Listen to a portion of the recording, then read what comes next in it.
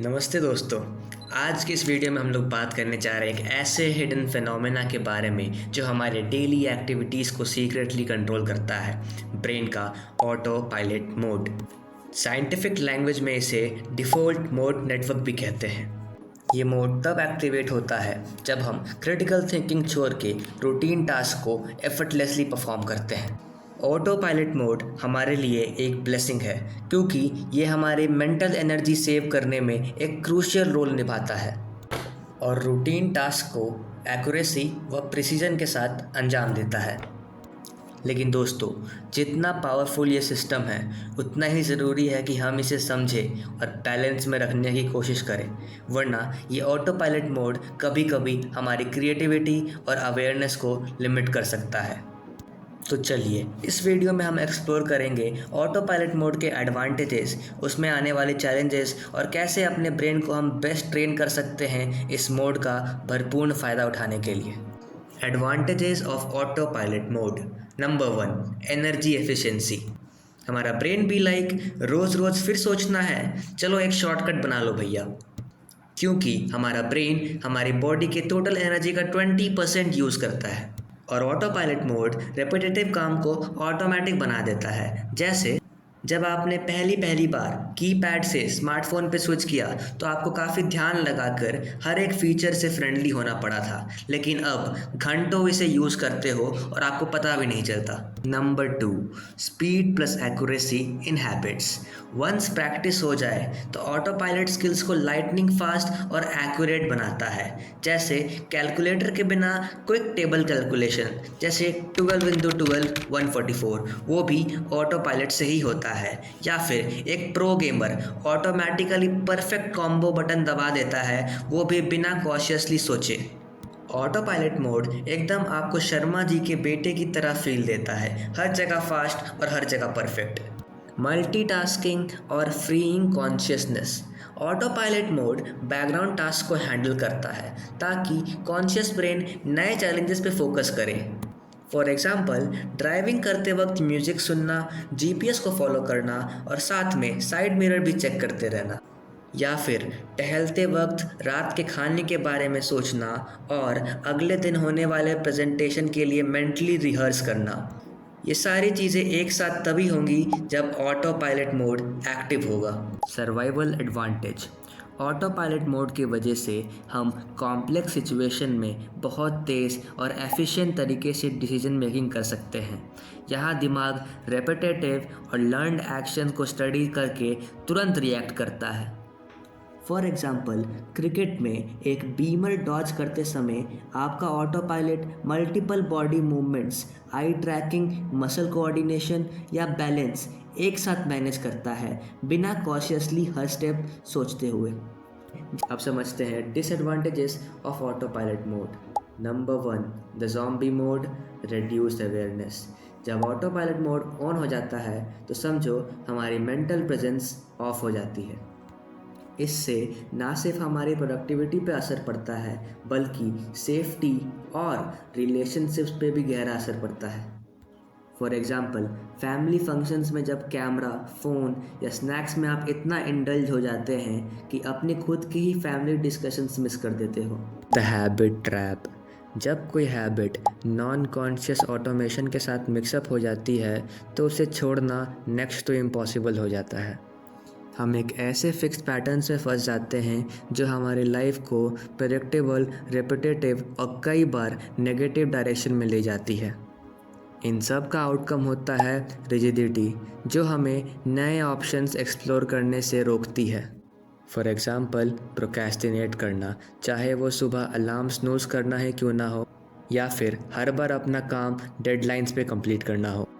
और एग्ज़ाम्पल्स जैसे friend groups में रोज़ बिना सोचे फॉरवर्डेड मैसेज शेयर करना या फिर पॉलिटिकल डिबेट्स में बिना जाने एंगेज होना। Memory gaps and time loss. जब हम ऑटो पायलट पे होते हैं हमारी अटेंशन फ्रैगमेंटेड होती है, जिससे इंफॉर्मेशन या मोमेंट्स मिस हो सकते हैं। ये लर्निंग और पर्सनल ग्रोथ को रोकता है। It is like experiencing a fast forward during the most important moments of your life. इस वजह से हमारा ओवरऑल प्रोडक्टिविटी लेवल चाहे अटेंशन लेवल दोनों ही कई हद तक गिर जाते हैं। नेक्स्ट डिसएडवांटेज है पुअर डिसीजन मेकिंग। जब बड़े डिसीजंस ऑटो पायलट पर डिपेंड करते हैं तो असली डिज़ायर्स या गोल्स को हम इग्नोर कर देते हैं। ये डिसीजंस सुपरफिशियल या प्रेशर बेस्ड होते हैं जो बाद में प्रॉब्लम्स क्रिएट करते हैं। फॉर एग्ज़ाम्पल, गलत स्ट्रीम चूज़ करना, जॉब या फिर प्रमोशनल अपॉर्चुनिटीज़ को मिस करना, या फिर फाइनेंशियल एक्टिविटी में रेकलेसनेस जैसे ईएमआई लेट भरना, बजट ना बनाना या फिर अननेसेसरी शॉपिंग पे जाना। मेंटल हेल्थ रिस्क, ज़्यादा ऑटोमेशन स्ट्रेस या एंजाइटी को बढ़ाता है क्योंकि हम अपनी फीलिंग्स और थॉट को प्रोसेस नहीं कर पाते। लॉन्ग टर्म में ये डिप्रेशन, बर्नआउट या फिर कॉग्निटिव डिक्लाइन का रिस्क बन जाता है और एक बार फिर से प्रोक्रेस्टिनेट करने की टेंडेंसी को बूस्ट मिलता है। तो दोस्तों, बैलेंस इज़ द की, और इस बैलेंस को अचीव करने के लिए कुछ इफ़ेक्टिव स्ट्रैटेजीज़ हैं। जैसे नंबर 1, माइंडफुलनेस एंड मेडिटेशन। ये प्रैक्टिसेस हमारे प्रेजेंट मोमेंट में अवेयरनेस लाते हैं और ऑटो पायलट के ओवरड्राइव को कंट्रोल करते हैं। Number 2, neuro feedback training. इस टेक्निक से हम अपने दिमाग की एक्टिविटी को मॉनिटर और ऑप्टिमाइज कर सकते हैं जिससे ऑटो पायलट सिस्टम हेल्दी रहता है। Number 3, new skills and new routines. इससे दिमाग को कई नए चैलेंजेस मिलते हैं जिस वजह से वो ज़्यादा अलर्ट और क्रिएटिव बनता है। Number 4, regular exercise. Physical activity brain health को बूस्ट करती है और कॉग्निटिव फ्लेक्सिबिलिटी बढ़ाती है। Number 5, proper sleep. अच्छी नींद ऑटो पायलट सर्किट्स को रीसेट करती है और मेमोरी कंसोलिडेशन में मदद करती है। हम बात करने वाले हैं कॉग्निटिव बायस के बारे में, यानी पक्षपात। एक तरह का सिस्टमेटिक एरर है हमारी सोच में। जब इंसान अपनी सराउंडिंग को देखकर इन्फ्लुएंस होता है और उस बेसिस पर डिसीजंस और जजमेंट्स देता है, तब जन्म होता है कॉग्निटिव बायस का। ये वर्ड इंट्रोड्यूस किया गया था 1972 में डैनियल कॉनमैन और एमोस वर्स्की के द्वारा। ये कॉग्निटिव बायस हमारे सोच पर इम्पैक्ट डालता है, परसेप्शन, जजमेंट और डिसीज़न को डेविएट करके, और तब हम उस चीज़ को लॉजिकली नहीं सोच पाते हैं। और इस वीडियो में हम देखने वाले हैं उन 12 कॉग्निटिव बायसेस के बारे में। बढ़ते हैं अपने पहले बायस की तरफ, जो कि है कन्फर्मेशन बायस। कन्फर्मेशन बायस का मतलब है हम उस चीज़ पर बिलीव करते हैं जो हमारी सोच को सपोर्ट करे, और जो चीज़ उल्टा बोले उसे इग्नोर कर देते हैं। इसे एक एग्जाम्पल से समझते हैं। अगर आपको लगता है ग्रीन टी से वेट लॉस होता है, तो आप सिर्फ वही वीडियोस, आर्टिकल्स और लोगों की बात सुनेंगे जो इसे कंफर्म करें। जो रिसर्च बोले कि ग्रीन टी का वेट लॉस पे ज़्यादा इफेक्ट नहीं है, आप उसे साइड कर दोगे। वो क्या है ना, हम सब थोड़ा सिलेक्टिव लॉयर हैं। अपनी सोच के फेवर वाले सबूत कलेक्ट करते हैं और जो उल्टा हो उसे इग्नोर कर देते हैं। यही है कन्फर्मेशन बायस। गाइस, बढ़ते हैं अपने दूसरे बायस की तरफ, एंकरिंग बायस। इसका मतलब होता है हम अपने डिसीजन को पहले इन्फॉर्मेशन या पहले नंबर पर अटका देते हैं, चाहे वो सही हो या गलत। एक एग्जाम्पल से समझते हैं।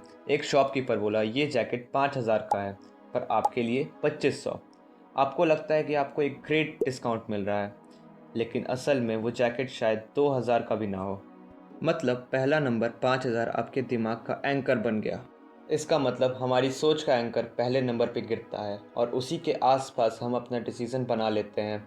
यही तो है एंकरिंग बायस। अब हम बढ़ते हैं अपने तीसरे बायस की तरफ, जो कि है अवेलेबिलिटी ह्यूरिस्टिक बायस। प्लेन क्रैश सुनते ही डर लगता है, लेकिन सच तो यह है कार एक्सीडेंट होने के चांस बहुत ज़्यादा होते हैं। ये होता है अवेलेबिलिटी ह्यूरिस्टिक बायस। हम उन चीज़ों को ज़्यादा कॉमन समझते हैं जो न्यूज़ या मेमोरी में इजीली रिकॉल हो जाती हैं। जैसे शार्क अटैक की मूवी देख के लगता है समुद्र डेंजरस है, जबकि रियलिटी में चांस ऑलमोस्ट ज़ीरो हैं। तो अगली बार डिसीज़न लेते वक्त सोचो, मैं फैक्ट्स पे चल रहा हूँ या बस जो दिमाग में जल्दी याद आया उसके बेसिस पे। तो बढ़ते हैं अपने चौथे बायस की तरफ, जो कि है बैंड वैगन इफेक्ट। अरे यार, कभी नोटिस किया है कि हम लोग अक्सर वही चूज़ करते हैं जो सब कर रहे होते हैं, और यही होता है बैंड वैगन इफेक्ट। जब हम बस इसीलिए डिसीज़न लेते हैं क्योंकि सब लोग कर रहे हैं, चाहे वो फ़ोन हो, फैशन ट्रेंड हो या कोई बिलीफ, अगर मेजॉरिटी फॉलो कर रही है तो हम भी बिना सोचे समझे वही कर देते हैं। नेक्स्ट टाइम जब आपको लगे सब ले रहे हैं तो मैं भी लूँगा, रुक के सोचना क्या ये सच में आपकी चॉइस है या सिर्फ बैंड वैगन इफेक्ट का जादू। Fifth one is hello effect. Guys, एक सिंपल सवाल, अगर कोई बंदा बहुत स्मार्ट दिख रहा है या अच्छी इंग्लिश बोल रहा है तो हम ऑटोमेटिकली सोचते हैं कि वो हर चीज़ में इंटेलिजेंट होगा, राइट? यही है हेलो इफ़ेक्ट बायस। एक पॉजिटिव चीज़ देख के हम उस इंसान की बाकी क्वालिटीज़ को भी पॉजिटिव मान लेते हैं बिना चेक किए हुए। एक एग्जाम्पल से समझते हैं, जैसे अगर एक एक्टर हैंडसम है तो लोग अज्यूम कर लेते हैं कि वो रियल लाइफ में भी अच्छी पर्सनैलिटी रखता होगा, या एक टीचर की ड्रेसिंग सेंस अच्छी है तो स्टूडेंट्स मान लेते हैं कि वो वर्ल्ड के बेस्ट टीचर हैं। पर रियलिटी में एक स्किल या एक ट्रेट ऑटोमेटिकली दूसरे एरियाज में एक्सीलेंट गारंटी नहीं करता। नेक्स्ट टाइम जब आप किसी पे इंप्रेशन बनाएं तो याद रखना, एक चमक से पूरी तस्वीर क्लियर नहीं होती। Sixth bias is tuning Kroger effect. कभी ऐसे बंदे से मिले हो जो फुल कॉन्फिडेंस में गलत ज्ञान देते हैं? That's the tuning Kroger effect. ये बायस तब होता है जब जिनको थोड़ा नॉलेज होता है वो समझते हैं कि उन्हें सब आता है, क्योंकि उनके पास इतना ज्ञान ही नहीं होता कि अपनी गलती समझ सके। और उल्टा, जो एक्सपर्ट होते हैं वो अक्सर डाउट करते हैं अपने आप पे, क्योंकि उन्हें असली कॉम्प्लेक्सिटी पता होती है। एक एग्जाम्पल से समझाता हूँ। जैसे एक बिगनर बोले, मैं तो एक हफ्ते में चेस ग्रैंड मास्टर को हरा दूंगा, और दूसरी तरफ एक ग्रैंड मास्टर कहे कि अभी भी बहुत कुछ सीखना बाकी है। तो याद रखो, confidence is not equals to competence, और यही है ट्यूनिंग क्रोगर इफेक्ट। सेवेंथ, हम लोग बात करने जा रहे हैं हाइंडसाइट बायस के बारे में।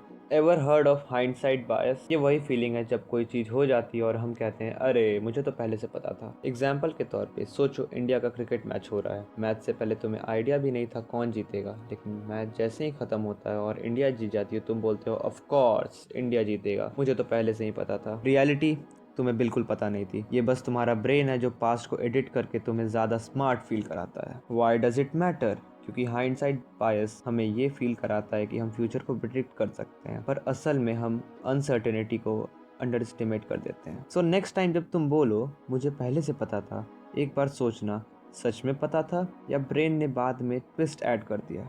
8 इज लॉस एवर्शन बायस। एक ऐसा कॉग्निटिव बायस जिसमें हम लॉस को ज़्यादा फील कर पाते हैं एज कम्पेयर टू गेन। एक एग्जाम्पल देखते हैं। जैसे अगर आपको 500 रुपये मिल जाए तो आपको थोड़ी खुशी होगी, लेकिन अगर वही 500 आपके पॉकेट से खो जाए तो आपको जिस लेवल का दुख होगा आप इमेजिन भी नहीं कर सकते। वो दुख आपकी खुशी से भी डबल होगा। ये बायस हमारे डिसीज़न को इन्फ्लुएंस करता है, चाहे इन्वेस्टिंग हो, शॉपिंग हो या everyday choices.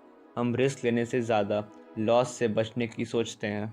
9th is optimism बायस। हम सबको लगता है अरे मेरे साथ तो कभी कुछ गलत हो ही नहीं सकता, बस यही होता है हमारा ऑप्टिमिज्म बायस। अगर इसे सिंपल वर्ड्स में देखा जाए तो ऑप्टिमिज्म बायस मतलब हम फ्यूचर के रिस्क को अंडर एस्टिमेट कर देते हैं और पॉजिटिव आउटकम्स को ओवर एस्टिमेट करते हैं। एग्जाम्पल्स को देखते हैं। जैसे मुझे ऐसा लगता है कि मेरा एक्सीडेंट कभी होगा ही नहीं because I am a safe driver, लेकिन सीट बेल्ट लगाना ही भूल जाता हूँ। या फिर मुझे तो कभी कोई हेल्थ प्रॉब्लम होगी ही नहीं, मैंने जिम का मेंबरशिप लिया है पर मैं आज तक कभी वहाँ गया नहीं। बेसिकली देखा जाए तो ऑप्टिमिज्म बायस हमें यही बोलता है कि तुम्हारी लाइफ एक बॉलीवुड मूवी जैसी है जिसमें सिर्फ हैप्पीनेस है और कोई नेगेटिविटी नहीं, तुम्हें कुछ नहीं होगा और तुम्हारी एंडिंग हमेशा हैप्पीली ही होगी। ऑप्टिमिस्टिक रहना ज़रूरी है पर थोड़ा रियलिस्टिक रहना भी ज़रूरी है। और 10th पोजीशन पे आते हुए प्लेसिबो इफेक्ट। एक लड़के का सर दर्द से फटा जा रहा था, तभी उसकी दोस्त आती है और उसे एक पिल देती है और कहती है ये दवा खा लो, इससे तुम्हें गारंटीड रिलीफ मिलेगा। लड़का उस दवा को खाता है और कहता है अरे वाह, अब तो हेडेक गया, ये मेडिसिन तो कमाल की है। जबकि वो कोई एक मेडिसिन नहीं थी, it was just a sugar pill. और यही है प्लेसिबो इफेक्ट। जब हमें लगता है कि कोई ट्रीटमेंट काम करेगा तो सिर्फ उस बिलीफ की वजह से हम बेटर फील करते हैं, चाहे वो असली मेडिसिन हो या सिर्फ एक शुगर पिल। कभी कभी दिमाग ही बेस्ट दवा होता है। 11th रिसेंसी बायस। भाई पेपर कैसा गया? यार लास्ट के 5 क्वेश्चन टफ थे, लगता है पूरी एग्ज़ाम ही ख़राब हो गई। यही है रिसेंसी बायस। जब हम लास्ट वाली चीज़ों को ज़्यादा इंपॉर्टेंस देते हैं और पूरी सिचुएशन उसी से जज कर लेते हैं। Last one is status quo बायस। अरे यार मेरा फ़ोन तो पुराना हो गया है बट न्यू फ़ोन लेने का मन भी नहीं कर रहा है, पता नहीं क्यों।